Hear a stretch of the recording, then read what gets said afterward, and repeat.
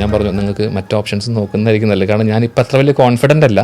ഒന്നാമത് എൻ്റെ മനസ്സിൽ 2 കാര്യം ഉണ്ടായിരുന്നു. ഇനി സിനിമ എന്ന് കൊണ്ട് ഞാൻ പോയി കഴിഞ്ഞാൽ ഞാനിപ്പോൾ ബിൽഡ് ചെയ്തിട്ടുള്ള എൻ്റെ കരിയർ ചിലപ്പോൾ എനിക്ക് നഷ്ടപ്പെടാം. മറ്റേത് അങ്ങനെ ആയിരുന്നില്ല. ഞാൻ ആദ്യം എന്ന് പറയുന്ന സാഹചര്യത്തിൽ എനിക്ക് അങ്ങനെ ഒരു പ്രശ്നം ഉണ്ടായിരുന്നില്ല.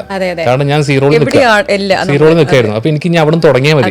ഇനിയിപ്പോൾ എന്താ വെച്ചാൽ ഞാൻ ഇത്രയും ബിൽഡ് ചെയ്തിട്ട് ഞാൻ അവിടെ നിന്ന് താഴേക്ക് വരേണ്ട അവസ്ഥ വരുമോ എന്നൊരു പേടി എനിക്കുണ്ടായിരുന്നു.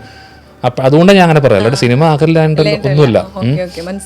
അപ്പൊ അദ്ദേഹം പറഞ്ഞു അത് കാര്യമാക്കണ്ട, നിങ്ങൾക്ക് അഭിനയത്തിനെ പറ്റി നിങ്ങൾ പേടിക്കണ്ട, നമുക്ക് കുറച്ച് ദിവസം ഷൂട്ടുള്ളൂ, ഒരു 10-30 ദിവസത്തെ ഷൂട്ടൊക്കെ ഉണ്ടാവുള്ളൂ. അപ്പോൾ അതിൻ്റെ ഉള്ളിൽ നമുക്ക് തീർക്കാം.